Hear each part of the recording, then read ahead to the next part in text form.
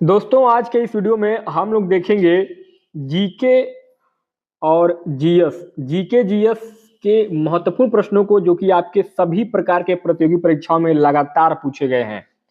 तो दोस्तों चलिए स्टार्ट करते हैं। पहला प्रश्न आपके स्क्रीन पर ये रहा, भारत में पर्यावरण संरक्षण अधिनियम कब पारित किया गया था? बहुत ही इंपॉर्टेंट क्वेश्चन है, कई बार आपका पेपर में आ चुका है। तो आप सभी लोगों से निवेदन करूंगा कि सभी लोग कमेंट बॉक्स में अपना जवाब जरूर दें। पहले नंबर के इस प्रश्न में आपका राइट आंसर क्या हो जाएगा? ऑप्शन नंबर सी 1986 ईस्वी। भारत में पर्यावरण संरक्षण अधिनियम 1986 में पारित किया गया था और यह अधिनियम पर्यावरण की सुरक्षा और सुधार पर्यावरण की सुरक्षा और सुधार के लिए बनाया गया था। इसका मुख्य उद्देश्य पर्यावरण प्रदूषण को नियंत्रण में लाना था, पर्यावरण प्रदूषण को नियंत्रित करना था और पर्यावरणीय मानकों को लागू करना था। इसीलिए भारत में पर्यावरण संरक्षण अधिनियम 1986 में लागू किया गया। चलिए नेक्स्ट आगे, क्वेश्चन नंबर सेकंड है, निम्नलिखित में से कौन एक कृत्रिम परितंत्र है? बहुत इजी प्रश्न है, इंपॉर्टेंट क्वेश्चन है दोस्तों। कमेंट बॉक्स में अपना जवाब सभी लोग दें। राइट आंसर हो जाएगा दोस्तों आपका ऑप्शन नंबर डी, बगीचा। बगीचा क्या है? बगीचा एक कृत्रिम परितंत्र है। कृत्रिम मतलब क्या है कि इसको मानव के द्वारा निर्मित किया गया है, मानव के द्वारा प्रबंधित किया गया है। बाकी अगर बात करेंगे वन, समुद्र और झील की, तो ये तीनों क्या है? ये प्रकृति के द्वारा बनाया गया है, यानी कि प्राकृतिक परितंत्र है। तो इसमें कृत्रिम परितंत्र यानी कि मनुष्य के द्वारा बनाया गया कृत्रिम परितंत्र कौन सा है? बगीचा हो जाएगा। नेक्स्ट आगे, क्वेश्चन नंबर थर्ड कह रहा है कि निम्नलिखित में से कौन सर्वाधिक ग्रीन हाउस इफेक्ट करती है? सर्वाधिक ग्रीन हाउस इफेक्ट करती है, बहुत इंपॉर्टेंट क्वेश्चन है दोस्तों। कमेंट में अपना आंसर आप सभी लोग बताएंगे। तो यहाँ दोस्तों राइट आंसर क्या हो जाएगा? ऑप्शन नंबर ए, इसको हम जलवाष्प। जलवाष्प दोस्तों क्यों? देखिए जलवाष्प जो है वो ग्रीन हाउस प्रभाव में सबसे अधिक योगदान देती है। यह वायुमंडल में उपस्थित सबसे प्रचुर ग्रीन हाउस गैस है और पृथ्वी के तापमान को नियंत्रित करने में बहुत ही महत्वपूर्ण भूमिका निभाती है जलवाष्प। इसलिए आपका ऑप्शन नंबर ए यहाँ पे करेक्ट हो जाएगा। नेक्स्ट आगे अगला क्वेश्चन नंबर 4 कह रहा है कि भारत के मुख्य भूमि का दक्षिणतम बिंदु है। भारत के मुख्य भूमि का सबसे दक्षिणतम बिंदु कौन सा है? तो ये हो जाएगा आपका Kanyakumari, option number B. Bharat के मुख्य भूमि का दक्षिणतम बिंदु कन्याकुमारी है। ये कहाँ है? कन्याकुमारी कहाँ पड़ता है दोस्तों? तो ये पड़ता है आपका तमिलनाडु में, तमिलनाडु में पड़ता है। यह बिल्कुल हिंद महासागर, अरब सागर और बंगाल की खाड़ी का तीनों का संगम स्थल है। ये बंगाल की खाड़ी, इसके अलावा अरब सागर और हिंद महासागर, इन तीनों का संगम है ये कन्याकुमारी, तमिलनाडु में पड़ता है। तो यही भारत का मुख्य भूमि का बिल्कुल दक्षिणतम बिंदु है। नेक्स्ट आगे अगला पांचवा प्रश्न है, भारत में किस प्रकार का वन सर्वाधिक भाग में पाया जाता है? तो भारत में सर्वाधिक प्रकार का जो वन पाया जाता है वो कौन सा है? उष्णकटिबंधीय पर्णपाती वन। भारत में उष्णकटिबंधीय पर्णपाती वन सबसे अधिक क्षेत्र में पाए जाते हैं और ये वन मानसूनी जलवायु के कारण होते हैं और गर्मियों में जो है अपने जो पेड़ के पत्ते होते हैं वो गिर जाते हैं, यानी कि गिरा देते हैं पर्णपाती वन। तो ऑप्शन नंबर बी आपका यहाँ पे करेक्ट और राइट आंसर हो जाएगा। नेक्स्ट आगे क्वेश्चन नंबर 6 कह रहा है कि निम्नलिखित कथनों में से कौन सा सही है? पहला है, हिमालय के पश्चिमी भाग की अपेक्षा पूर्वी भाग में अधिक विविधता पाई जाती है। दूसरा है, हिमालय के पश्चिमी भाग की अपेक्षा पूर्वी भाग की चौड़ाई अधिक है। अब फुट के हिसाब से आपको आंसर बताना है कि इसमें से कौन सा आंसर सही होगा। तो यहाँ दोस्तों आपका राइट आंसर हो जाएगा केवल एक, अर्थात हिमालय के पश्चिमी भाग की अपेक्षा पूर्वी भाग में अधिक विविधता पाई जाती है। इसलिए आपका ऑप्शन नंबर यहाँ पे केवल एक करेक्ट और राइट आंसर हो जाएगा। नेक्स्ट आगे क्वेश्चन नंबर 7 कह रहा है कि अरब सागर में गिरने वाली भारत की सबसे बड़ी प्रायद्वीपीय नदी कौन सी है? तो अरब सागर में गिरने वाली भारत की सबसे बड़ी प्रायद्वीपीय नदी की अगर बात करेंगे तो ये हो जाएगा आपका नर्मदा नदी। नर्मदा नदी भारत की प्रायद्वीपीय नदियों में से एक है और यह अरब सागर में गिरती है। यह कहाँ है? यह मध्य प्रदेश और गुजरात से होकर गुजरती है। कहाँ से? मध्य प्रदेश और गुजरात से होकर के गुजरती है। गुजरात से होकर के गुजरती है ये नर्मदा नदी। नेक्स्ट आगे अगला 8वां प्रश्न है, चाय की खेती के लिए निम्न में से कौन सी मिट्टी सबसे उपयुक्त है? चाय की खेती के लिए कौन सी मिट्टी सबसे उपयुक्त है? तो दोस्तों ये है आपका अम्लीय मिट्टी। अम्लीय जो मिट्टी होती है ये चाय की खेती के लिए बिल्कुल परफेक्ट होती है और अम्लीय मिट्टी चाय के पौधों के लिए बिल्कुल जो महत्वपूर्ण आवश्यक पोषक तत्व होते हैं उसको प्रदान करने में सबसे ज्यादा जो है वो सक्षम है अम्लीय मिट्टी, इसलिए आपका ऑप्शन नंबर ए अम्लीय मिट्टी करेक्ट हो जाएगा। नेक्स्ट आगे 9वां प्रश्न है, मानसून निवर्तन क्या होता है? मानसून निवर्तन यानी कि मानसून परिवर्तन क्या है दोस्तों? तो ये है आपका उत्तर पश्चिम भारत से बंगाल की खाड़ी, अर्थात मानसून का जो निवर्तन है वह उत्तर पश्चिम भारत से शुरू होकर के बंगाल की खाड़ी की ओर गिरता है और यह जो प्रक्रिया होती है वो कब से शुरू होती है? तो यह जो प्रक्रिया है यह आपका सितंबर से शुरू होती है और सितंबर से अक्टूबर के बीच में यह प्रक्रिया होती है। तो ऑप्शन नंबर आपका डी यहाँ पे करेक्ट हो जाएगा। नेक्स्ट आगे अगला क्वेश्चन नंबर 10 कह रहा है कि वेनेजुएला की राजधानी कहाँ है? वेनेजुएला की राजधानी कहाँ है दोस्तों? वेनेजुएला की राजधानी है आपका काराकास। काराकास जो है वो आपका वेनेजुएला की राजधानी है और यह जो है यह सबसे बड़ा आर्थिक और सबसे बड़ा शहर है वेनेजुएला में। तो ऑप्शन नंबर आपका ए यहाँ पे काराकास करेक्ट हो जाएगा। नेक्स्ट आगे 11वां प्रश्न है, निम्नलिखित में से कौन सही सुमेलित नहीं है? सही सुमेलित कौन सा नहीं हुआ है? तो दोस्तों यहाँ भारत में चक्रवात आता है, चीन टाइफून बिल्कुल से, ऑस्ट्रेलिया विली, अमेरिका बागियों, अमेरिका यही आपका राइट आंसर हो जाएगा क्योंकि अमेरिका बागियों का जो संबंध है वो बिल्कुल गलत है। अमेरिका में जो चक्रवात आता है वो कौन सा चक्रवात आता है? हरिकेन। हरिकेन नाम का चक्रवात अमेरिका में आता है, बागियों नहीं आता है। बाकी जो विकल्प तीनों है ये आपके सही है, तो इसमें नहीं पूछा गया है तो आपका यही हो जाएगा, यानी कि अमेरिका का जो संबंध है वो बागियों से नहीं है, हरिकेन से है, तो आपका राइट आंसर हो जाएगा। नेक्स्ट आगे अगला 12वां प्रश्न है, कोरल रीफ या प्रवाल भित्ति मुख्यतः कहाँ पाई जाती है? कोरल रीफ या प्रवाल भित्ति दोस्तों तो ये कहाँ पाई जाती है? ये पाई जाती है आपका विषुवत रेखा के पास। कोरल रीफ या प्रवाल भित्ति मुख्य रूप से विषुवत रेखा के पास पाई जाती है और यह गर्म और उथले पानी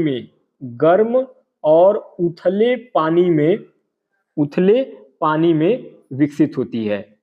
उथले पानी में विकसित होती है कोरल रीफ या प्रवाल भित्ति। नेक्स्ट आगे 13वां प्रश्न है, स्वर्ण सिंह समिति का संबंध किससे है? स्वर्ण सिंह समिति दोस्तों इसका संबंध किससे है? स्वर्ण सिंह समिति का जो गठन हुआ था वो हुआ था आपका 1976 ईस्वी में स्वर्ण सिंह समिति का गठन हुआ था और इसमें जो है मूल कर्तव्यों को जोड़ने के लिए स्वर्ण सिंह समिति का गठन 1976 में किया गया था और इसकी सिफारिशों के आधार पर 42वें संविधान संशोधन में मूल कर्तव्यों को शामिल किया गया था। तो ऑप्शन नंबर सी आपका मूल कर्तव्य करेक्ट हो जाएंगे।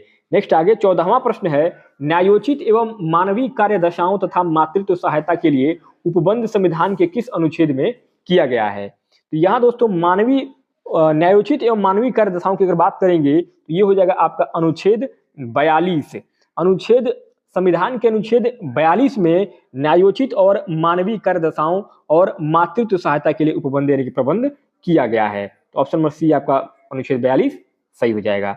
आगे 15वां प्रश्न है कि भारत के नियंत्रक एवं महालेखा परीक्षक के संबंध में निम्नलिखित कथनों पर विचार करिए। पहला है कि इसके कार्यकाल 6 वर्ष या 62 वर्ष जो पहले हो आयु तक होता है। दूसरा, यह राष्ट्रपति के प्रसाद पर्यंत अपने पद पर बना रहता है। तीसरा, इसके वेतन एवं अन्य सेवा शर्तें राष्ट्रपति द्वारा निर्धारित होती हैं। उपयुक्त में से कौन सा कथन गलत है? तो यहाँ पे गलत कथन की अगर बात की, गलत कथन के बारे में अगर पूछा गया है तो यहाँ दोस्तों आपका जो है गलत कथन हो जाएगा कौन सा? ऑप्शन नंबर डी, उपयुक्त सभी। कुल यहाँ पे तीनों कथन जो है ये आपका गलत होगा, तो उपयुक्त सभी आपका ऑप्शन नंबर डी यहाँ पे करेक्ट हो जाएगा। अर्थात इसके कार्यकाल जो है वो 6 वर्ष या 62 वर्ष जो है पहले तक होता है, ऐसा नहीं है, ये भी गलत है। और यह राष्ट्रपति के प्रसाद पर्यंत अपने पद पर बना रहता है, ये भी गलत है। इसके वेतन एवं अन्य सेवा शर्तें राष्ट्रपति द्वारा निर्धारित होती हैं, उपयुक्त में से कौन सा कथन गलत है? तो ये तीनों कथन जो है वो आपका गलत हो जाएगा। नेक्स्ट आगे अगला 16वां प्रश्न है कि राज्यों में मुख्यमंत्री समेत मंत्रियों के अधिकतम संख्या विधानसभा की कुल सदस्य संख्या के कितने प्रतिशत से अधिक नहीं होनी चाहिए? यहाँ नहीं पूछा गया दोस्तों, ध्यान दीजिएगा। यहाँ जो है आपका ऑप्शन नंबर सी सही हो जाएगा 15%, क्योंकि राज्यों में मुख्यमंत्री समेत सभी मंत्रियों की अधिकतम जो संख्या है वह विधानसभा की कुल सदस्य संख्या के 15% से अधिक नहीं होनी चाहिए। ऑप्शन नंबर आपका सी करेक्ट हो जाएगा, 15%।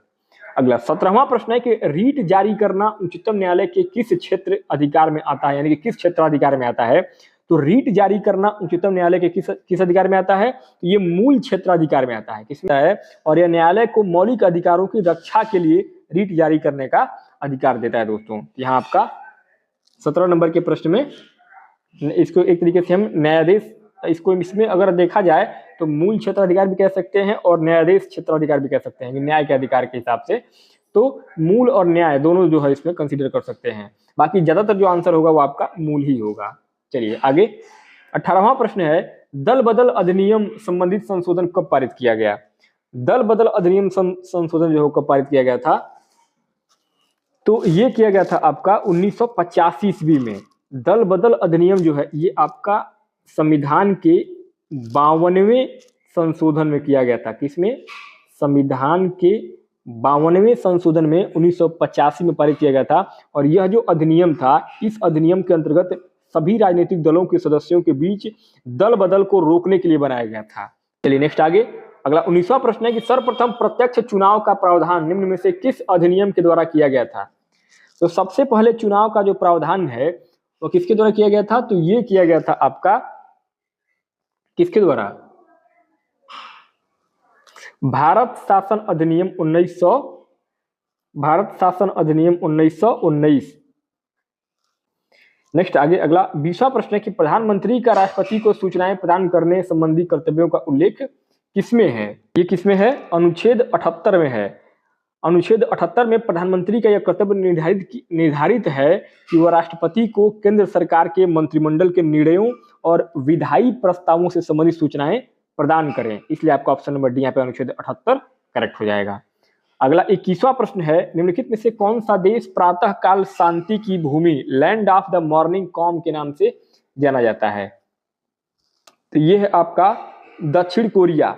दक्षिण कोरिया को प्रातः काल शांति की भूमि कहा जाता है। यह जो उपनाम है यह कोरियाई प्रायद्वीप की प्राकृतिक सुंदरता और शांतिपूर्ण सुबह के दृश्यों को दर्शाता है, इसलिए जो है इसको land of the morning calm के नाम से जाना जाता है। नेक्स्ट आगे आपका क्वेश्चन नंबर 22 22वां प्रश्न कर रहा है कि विश्व जल संरक्षण दिवस कब मनाया जाता है। विश्व जल संरक्षण दिवस कब मनाया जाता है, तो ये मनाया जाता है आपका 22 मार्च को। हर साल 22 मार्च को विश्व जल संरक्षण दिवस मनाया जाता है और यह दिवस जल के महत्व और इसके संरक्षण की आवश्यकता के प्रति जागरूकता बढ़ाने के लिए संयुक्त राष्ट्र के द्वारा घोषित किया गया है कि हर साल जो है 22 मार्च को जल संरक्षण दिवस मनाया जाएगा। नेक्स्ट आगे अगला 23वां प्रश्न है, स्वदेशी और बहिष्कार आंदोलन का अनुमोदन कांग्रेस के किस अधिवेशन में हुआ था। कब हुआ था, ये किस अधिवेशन में हुआ था। सो ये हुआ था आपका बनारस अधिवेशन 1905। कब हुआ था, बनारस अधिवेशन। स्वदेशी और बहिष्कार आंदोलन जो हुआ था ये आपका बनारस अधिवेशन 1905 में हुआ था दोस्तों। नेक्स्ट अगला आपका 24वां प्रश्न है कि कांग्रेस की कार्य समिति में भारत विभाजन का प्रस्ताव कब पारित किया गया था। तो कांग्रेस की कार्य समिति में भारत विभाजन का जो प्रस्ताव है ये पारित किया गया था आपका 14 जून 1947। 14 जून भारतीय राष्ट्रीय कांग्रेस की कार्य समिति ने 14 जून 1947 को माउंटबेटन योजना, किसके अंतर्गत, माउंटबेटन योजना के अंतर्गत जो है भारत विभाजन के प्रस्ताव को स्वीकार किया था 14 जून 1947 को। अगला दोस्तों 25वां प्रश्न है कि संविधान सभा की प्रथम बैठक का आयोजन किस गवर्नर जनरल के द्वारा किया गया था। तो ये किया गया था आपका लॉर्ड, किसके द्वारा किया गया था, लॉर्ड वावेल। संविधान सभा की प्रथम बैठक कब हुआ था, तो ये हुआ था आपका 9 दिसंबर 1946 ईस्वी को लॉर्ड वावेल के कार्यकाल में दोस्तों सबसे पहला जो है ये आयोजन किया गया था। तो ऑप्शन नंबर बी आपका यहाँ पे करेक्ट हो जाएगा। नेक्स्ट आगे 26वां प्रश्न है कि मंगल पांडे ने प्रथम भारतीय स्वतंत्रता संग्राम की शुरुआत की, इसके उपरांत ब्रिटिश सरकार द्वारा उन्हें कब फांसी दिया गया था। कब दिया गया था, 8 अप्रैल। ऑप्शन नंबर सी 8 अप्रैल 1857 को मंगल पांडे को फांसी दिया गया था। उन्होंने 1857 के विद्रोह की शुरुआत की और भारतीय स्वतंत्रता संग्राम के प्रथम शहीद माने जाते हैं मंगल पांडे। तो दोस्तों इस प्रकार से इस वीडियो में हम लोगों ने टोटल 26 क्वेश्चन को हल किया है, जो कि आपके सभी प्रकार के कॉम्पिटिशन एग्जाम के लिए बहुत ही इंपॉर्टेंट साबित होंगे। अगर ये वीडियो अच्छा लगा हो तो वीडियो को लाइक कीजिएगा, चैनल पर पहली बार आए दोस्तों चैनल को सब्सक्राइब कीजिएगा। मिलते हैं एक नेक्स्ट वीडियो में नए टॉपिक के साथ, तब तक के लिए बहुत बहुत धन्यवाद।